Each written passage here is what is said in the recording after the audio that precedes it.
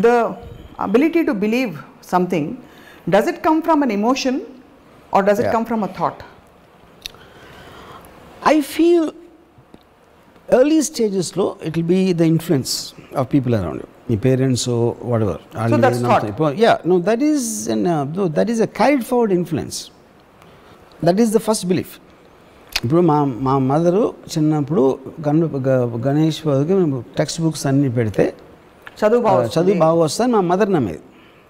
నేనేమో 3 రోజులు చదవక్కర్లేదు, నేను హ్యాపీ ఫీల్ అవ్వండి నేను.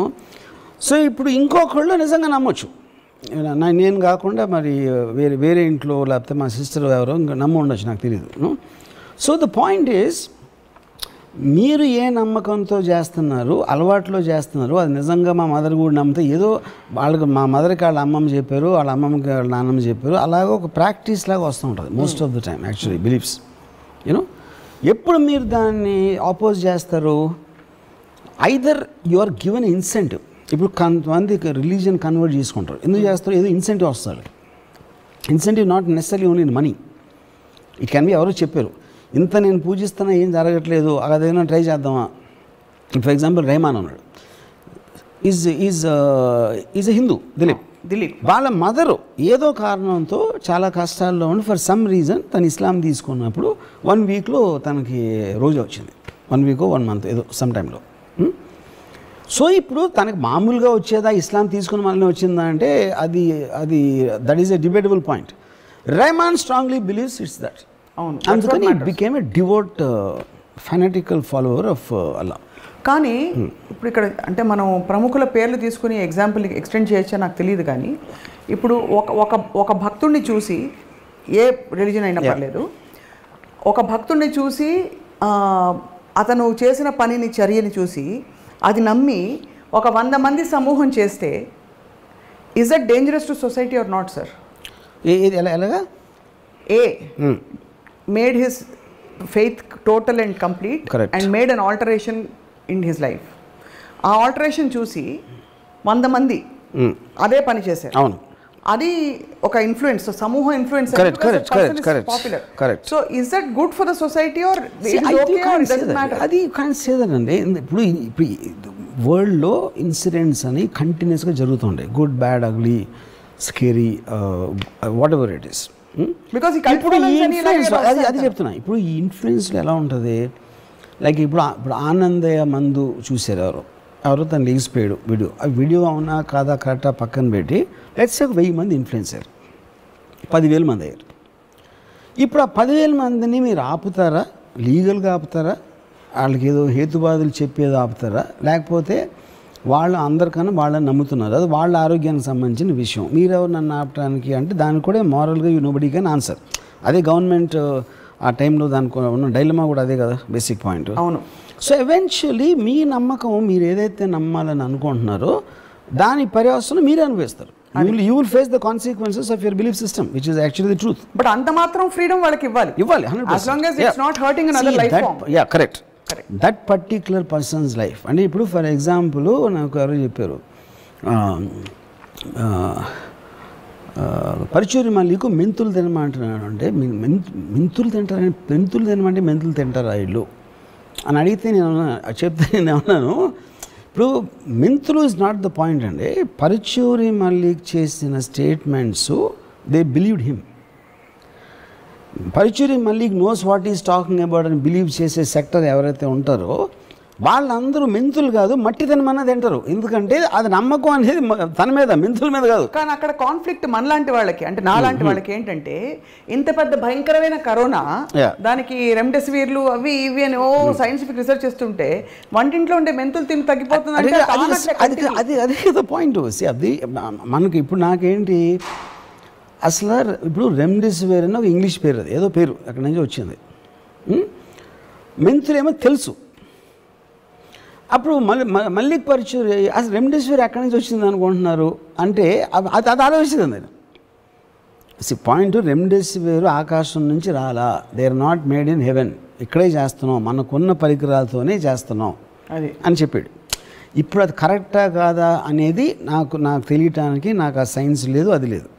కానీ తను చెప్పే విధానంలో ఏదైతే లాజిక్ తను పట్టుకుంటున్నాడో దానికి నేను కనెక్ట్ అయ్యాను. నేను ఎక్కడ నమ్ముతున్నాను, వాట్ ఎవర్ డిగ్రీలో నేను తను చెప్పాడు, నేను వెళ్ళి మెంతులు తినలా, నేనేమి తను చెప్పే కోవికే నేనేం ప్రాక్టీస్ చేయట్లా. But I'm connecting to his system of thinking because I never occurred to me. అసలు రెమ్డెసివిర్లో ఏముంటుందని నేను అడగలేదు ఇప్పుడు. మెంతులు ఉంది, అందులో మెంతులు ఉన్నాయో లేదో నాకు తెలియదు, పాయింట్ అది కాదు. ప్రతిదీ ఏ మందైనా ఎక్కడో అక్కడి నుంచి చేసింది.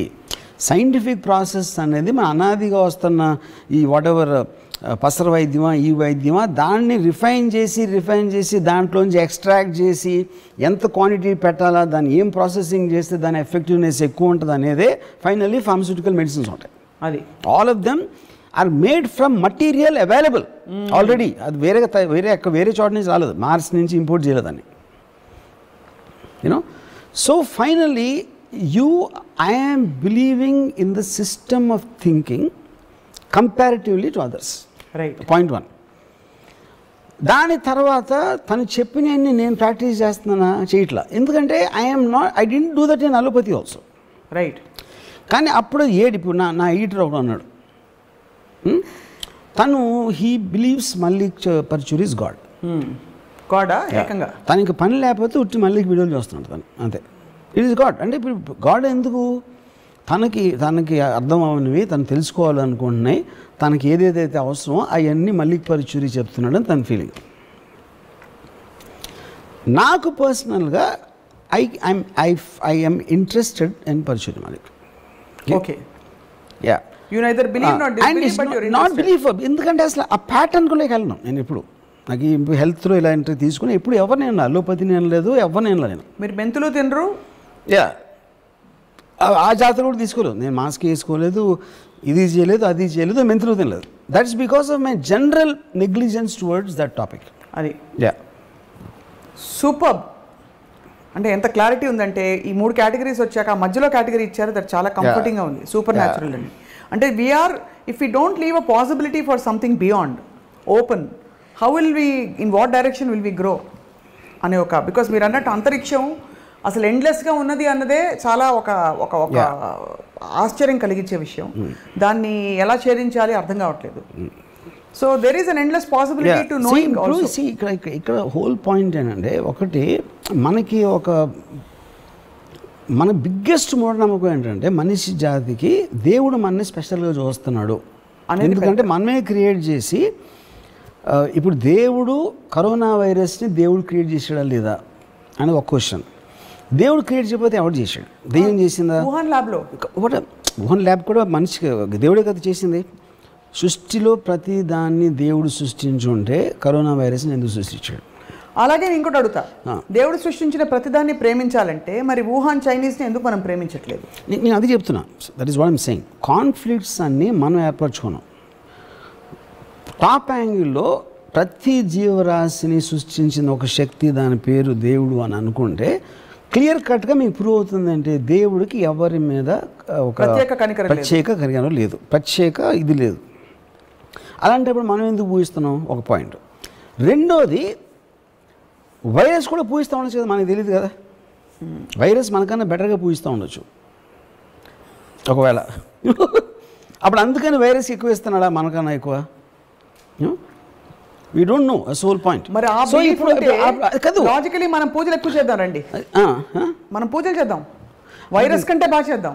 అది తెలియదు కదా అతనికి. అప్పుడు వాళ్ళు ఏం చేస్తున్నా, అది ఏం పూజ చేస్తుందో, ఏ దేవుడికి చేస్తుందో మనం సృష్టించాం మన దేవుడిని. నిజమైన దేవుడు వైరస్కే తెలిసేమో, మనకు తెలియదేమో. అదే అన్నా అది నేను చెప్పేది. సో బేసిక్ పాయింట్ ఏంటంటే, ఇప్పుడు వైరస్ అనేది అన్నోన్ క్వాంటిటీ. మీరు ఎలక్ట్రాన్ మైక్రోస్కోప్లో చూసారా, ఇది చూసారా, దానికి absolutely we don't have a clear understanding. కానీ మనతో పాటు ఉన్న ఒక జీవరాశి ప్రపంచంలో, ఆ ఇప్పుడు ఒక ఇది చెప్తాను మీకు. ఏ జీవరాశి అయినా టోటల్ సైన్స్ ఆస్పెక్ట్లో ఎప్పుడైనా సరే ఒక లివింగ్ బీయింగ్ తన హ్యాబిటాట్లో ఉంటుంది. అంటే ఇప్పుడు ఒక పులి రంతంబోర్ ఫారెస్ట్లో మ్యాక్సిమం ఒక 2000 స్క్వేర్ మైల్స్ తిరుగుతూ ఉంటుంది. దాన్ని వెళ్ళదు, and it protect the habitat. ఎందుకంటే తన ఇల్లు, తన హోమ్ టెరిటరీ కాబట్టి. Only 2 living beings actually habitat దాటి వేరే చోటకి వెళ్తాయి. హ్యాబిటాట్ని డిస్ట్రాయ్ చేస్తూ ఉంటాయి. అక్కడ ఉండాల్సిన హ్యాబిటాట్ని. ఒకటి మనుషులు, రెండోది వైరస్. ఇది హిస్టారికల్గా యూనో మనుషులే ప్రతి కంట్రీకి వెళ్తాం. వాళ్ళ ఊర్లో వాళ్ళు ఉండరు. పక్క సిటీకి వెళ్ళాలి, క్యాపిటల్కి వెళ్ళాలి, ఇంకో దేశం వెళ్ళాలి, తర్వాత ఫారెస్ట్ని డిస్ట్రాయ్ చేసి అది అన్నీ చేసి ఆ పనిలో ఉంటారు. వైరస్ ఎగ్జాక్ట్లీ సేమ్ థింగ్ చేస్తుంది.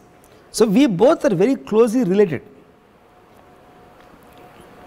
యూనో ఇప్పుడు ఏంటి, ఇప్పుడు ఈ టైంలో పెండమిక్ వచ్చి మనం అంత అన్ఎక్స్పెక్టెడ్గా ఎంతమందిని చంపేసి ఇప్పుడు కూడా delta plus, double mutant, triple ఇన్ని వస్తూ ఉంటే రేపు పొద్దున ఏం రాబోతుందో తెలియదు.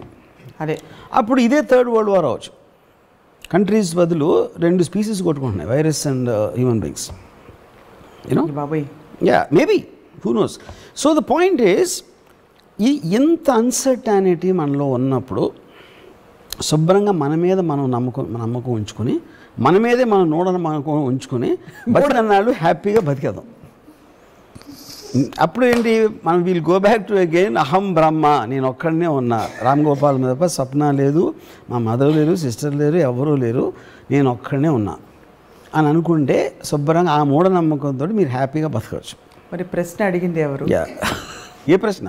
ఇంతసేపు అది నేను నా మైండ్ ఊహించుకున్నా.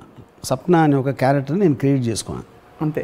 క్రియేట్ చేసుకుని నన్ను ఎదుర్కొని నాకు నేనే ఆన్సర్ చెప్పాను. The world is an extension of my own thoughts. Yes. The world is just imagination of me that it exists. Brilliantly put, sir. I mean, this is, I think, most fascinating. ఇవాళ మాట్లాడిన అన్ని విషయాల్లో primary because చాలా అంటే విపరీతమైన clarity, humour and rational in this whole thing. So మీకు వెంకటేశ్వర స్వామి ఆశీస్సులు ఎప్పటికీ మెండుగా ఉంటాయని చెప్పి నేను నమ్ముతూ మీ సమయం కేటాయించినందుకు మీకు ధన్యవాదాలు. థ్యాంక్స్. కానీ లాస్ట్ మాత్రం మర్చిపోవద్దు, మీకు ఏమైనా అర్థమై ఉంటే, మిమ్మల్ని మీరే నమ్ముకునే కన్నా బెటర్ మూఢనమ్మకం ఉండదు. అదొక్కటే మీకు హ్యాపీనెస్ ఇస్తుంది లైఫ్లో. రైట్. ఇది నా ఉవాచ. సూపర్. ఈ Varmageeta. Thank you sir for your time. ఇది ఇవాళ spark of Ramuism, truly with lot of sparks. And మళ్ళీ కలుద్దాం మరొక ఎపిసోడ్లో. Thank you for watching.